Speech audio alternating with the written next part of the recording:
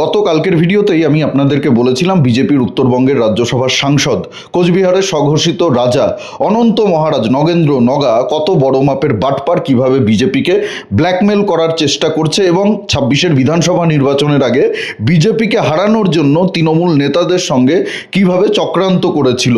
তবে আজকের ভিডিওতে আমি একেবারে নাম ধরে বলছি, এই অনন্ত মহারাজ, এই নগেন্দ্র, এই নগা হচ্ছে একটা নিষিদ্ধ পল্লীর যৌনকর্মীর সন্তান। নগেন্দ্রর বাপের ঠিক নেই, অনন্ত মহারাজের বাপের ঠিক নেই। এই কথাটা বলার জন্য আমার বিরুদ্ধে যদি মামলা হয়, আমাকে যদি জেলে যেতে হয়, আমি একবার নয়, 10 বার নয়, 100 বার নয়, 1000 বার জেলে যেতে রাজি আছি, হাসি মুখে জেলে যেতে রাজি রয়েছি। এর জন্য আমার কোনো আফসোস থাকবে না। এই অনন্ত মহারাজ, এই নগেন্দ্র, এই নগা কি বলেছে জানেন? গতকালকে নগেন্দ্র বলেছে নেতাজি সুভাষচন্দ্র বসুর বাপের ক্ষমতা ছিল না একটা ফৌজ তৈরি করবে, আজাদ হিন্দ ফৌজ তৈরি করবে। আজাদ হিন্দ ফৌজের অপব্যবহার করেছে নেতাজি। ভারতবর্ষের স্বাধীনতাতে নেতাজির সেরকম কোনো অবদান নেই। কেন আজাদ হিন্দ ফৌজের সৈনিকদেরকে ব্রিটিশ সরকার ঝোলালো না? আপনারা শুনুন কি বলেছে অনন্ত মহারাজ, নগেন্দ্র নগা, তারপরে আমি বাকি কথা বলছি। আজাদ হিন্দ ফৌজ নেতাদের বাপের তাগত আছে নাকি অর্গানাইজ করে ফৌজ বানায়? সব ভারত ব্রিটিশের সৈন্য, ওটা ব্রিটিশের সৈন্য। বলছো শোনো, ব্রিটিশের সৈন্যকে জার্মান নিয়ে গেছে বন্দি বানায়, আর সেই জার্মানে নেতাজিকে দিছে, আর নেতাজি সেটাকে অপব্যবহার করেছে বলেন। কিন্তু আমাদের পূর্বপুরুষে মহারাজা জগদীবেন্দ্রনাথ বাহাদুর কোনো আজাদ হিন্দ ফৌজকে দণ্ড দেয় নাই। আজকে যদি আমি গভর্নমেন্টের বিরুদ্ধে একটা পিস্তল দেখাই, আমাকে এনকাউন্টার করবে কিনা বলেন? তা ব্রিটিশের শাসন ছিল, তা ব্রিটিশের যখন শাসন ছিল, তা ব্রিটিশের শাসন ছেড়ে চলে যায় নাই। তো সেই ব্রিটিশের বিরুদ্ধে যে আজাদ হিন্দ ফৌজ গান ধরেছে, বন্দুক ধরেছে, তাদের স্ট্যান্ড হ্যান্ড কেন দিল না? মৃত্যুদণ্ড কেন দিল না? আজাদ হিন্দ ফৌজ সম্পর্কে নগেন্দ্র কতটুকু জানে, কতটুকু জ্ঞান আছে? ব্রিটিশ সেনাবাহিনীতে যারা চাকরি করত তারা সবাই ভারতীয় ছিল। 1857 সিপাহী বিদ্রোহ, মঙ্গল পাণ্ডে ব্রিটিশ সেনাবাহিনীতে চাকরি করত, ব্রিটিশদের বিরুদ্ধেই লড়াই করেছে। নেতাজি সুভাষচন্দ্র বসু বলতেন, আরও বড় বড় বিপ্লবীরা বলতেন, ব্রিটিশ সেনাবাহিনীতে ভারতীয়দের যাওয়া উচিত, সেখানে প্রশিক্ষণ নেওয়া উচিত, সঠিক সময়ে বন্দুকের নলটা ঘুরিয়ে দিতে হবে, ওদের বন্দুক দিয়েই ওদেরকে টাইট দিতে হবে। এটাই রাজনীতি।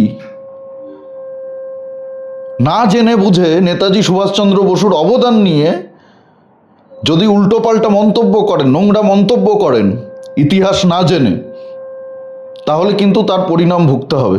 কাউকে ছেড়ে কথা আমরা বলবো না। এখন আমার প্রশ্ন হচ্ছে, বিজেপি কেন এখনো পর্যন্ত এই নগেন্দ্র, এই নগার বিরুদ্ধে, এই অনন্ত মহারাজের বিরুদ্ধে কোনো ব্যবস্থা নিল না? কোনো শাস্তিমূলক ব্যবস্থা কেন এখনো পর্যন্ত বিজেপি নিল না? এটা যদি বিজেপির একজন সাধারণ কর্মী বলতো তাহলে কি হতো? বিজেপির যারা রাজ্যের নেতা রয়েছেন, দিল্লির নেতা রয়েছেন, তাদের কাছে আমার প্রশ্ন, আপনারা তো কথায় কথায় শোকজ লেটার লিখে পাঠিয়ে দেন, কথায় কথায় দল থেকে বহিষ্কার করে দেন। বিজেপির যারা নিচু তলার কর্মী, যারা রক্ত দিয়ে খেটে এই দলটাকে আজকে ক্ষমতায় এনেছে, তাদেরকে আপনারা একটা চিঠিতে কিছু পান থেকে চুন খসলেই তাদেরকে আপনারা সাসপেন্ড করে দেন, দল থেকে বের করে দেন। অনন্ত মহারাজের বিরুদ্ধে কি ব্যবস্থা নেবেন? যদি ব্যবস্থা না নেন, আমার দেখার দরকার নেই কোন বিজেপি দল আছে। বিজেপির আমার কাছে বড় না, আমার কাছে নেতাজি সুভাষচন্দ্র বসু বড়, আমার কাছে দেশ সবার আগে, রাষ্ট্র সবার আগে। বিজেপি যদি এর বিরুদ্ধে ব্যবস্থা না নেয়, আমি বিজেপি নেতাদেরকেও ছাড়বো না। বিজেপির সে অমিত শাহ হোক, নরেন্দ্র মোদী হোক, যেই হোক না কেন, এই অনন্ত মহারাজের বিরুদ্ধে ব্যবস্থা নিতে হবে বিজেপিকে। আর এ তো বিজেপিকেও ডুবাচ্ছে। বিজেপি এটা বলে পার পাবে না যে অনন্ত মহারাজের বক্তব্য তার ব্যক্তিগত বক্তব্য, তার ব্যক্তিগত মতামত। তাহলে সবাই ব্যক্তিগত কাজকর্ম করে বেড়াবে, কাউকে সাসপেন্ড করা যাবে না, কারো বিরুদ্ধে দল ব্যবস্থা নিতে পারবে না। দলের একজন রাজ্যসভার সাংসদ কোনো এলি তেলি গঙ্গারাম না তো, কোনো সাধারণ চুনোপুটি কর্মী সমর্থক না তো, একজন রাজ্যসভার সাংসদ, তিনি যদি এই ধরনের কথাবার্তা বলেন, তার দায়িত্ব বিজেপিকে নিতে হবে। আজকে বিরোধীরা সুযোগ পেয়ে গেছে। কালকে থেকে আমি দেখছি যারা নেতাজিকে তোজর কুকুর বলেছিল, তারাও এই সুযোগে বিজেপিকে আক্রমণ করছে, বেশ করছে। করা উচিত, বিরোধীদেরও সমালোচনা করা উচিত।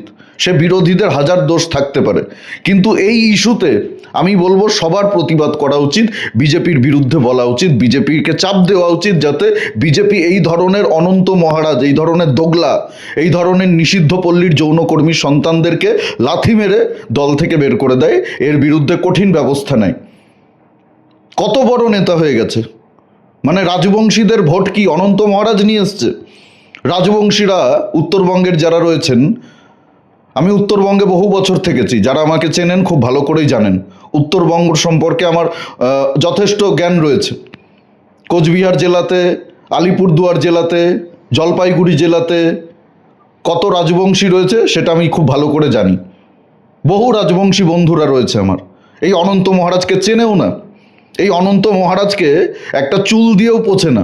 কে অনন্ত মহারাজ? বিজেপি যদি মনে করে এই অনন্ত মহারাজের জন্য বিজেপির উত্তরবঙ্গে ভালো ফল হয়, তাহলে বিজেপি নেতৃত্ব মূর্খের স্বর্গে বাস করছে, বিজেপির কোনো ধারণাই নেই। আমার বউ রাজবংশী, আমি বলি না এই বিষয়গুলো। আমার ওয়াইফ রাজবংশী, জলপাইগুড়ির মেয়ে। তো রাজবংশী সম্পর্কে আমাকে বোঝাতে যাবেন না। অনন্ত মহারাজ মানে রাজবংশী না, নগেন্দ্র নগার বাচ্চা মানে রাজবংশী না। হাতে গোনা কিছু চামচা বেলচারা রয়েছে যারা অনন্ত মহারাজের দয়াতে চলে, অনন্ত মহারাজের পা চেটে চলে, তারাই এই অনন্ত মহারাজকে সমর্থন করছে। বেশ কিছু ভিডিও দেখলাম, এইসব চটি চাটা, অনন্ত মহারাজের জুতো চাটা কিছু রয়েছে যারা এটাকে সমর্থন করছে।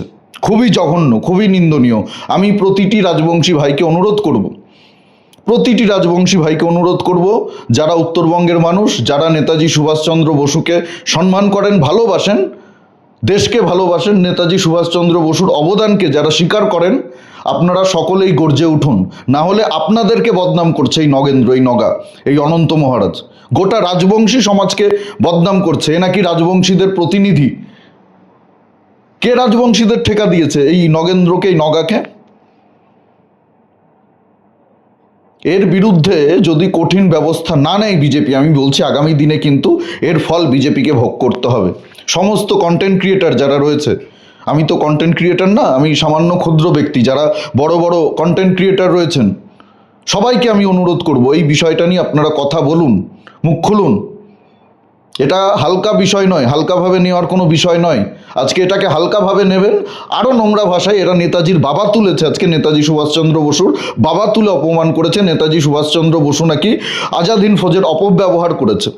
এই অনন্তকে যদি দল থেকে বের না করে, বিজেপিকে আরও ভুগতে হবে, চরম ভুগতে হবে বিজেপিকে। এই অনন্ত বিজেপিকে ডোবাবে, বিজেপির শেষ, মানে বিজেপির সর্বনাশ করবে।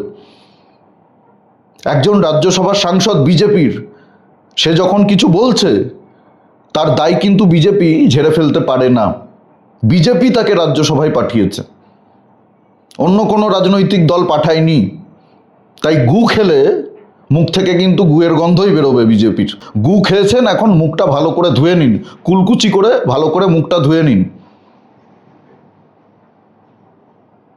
মানে কিছু বলার নেই, মাথা গরম হয়ে যায় এদের কথাবার্তা শুনলে।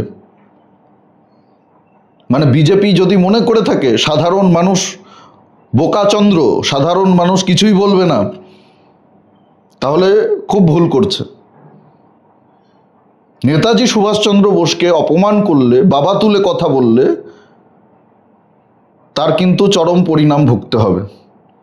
বিজেপি গোটা দল এখন এই পরিণাম ভোগ করবে নাকি অনন্ত মহারাজ একা করবে, সেটা বিজেপি সিদ্ধান্ত নিক।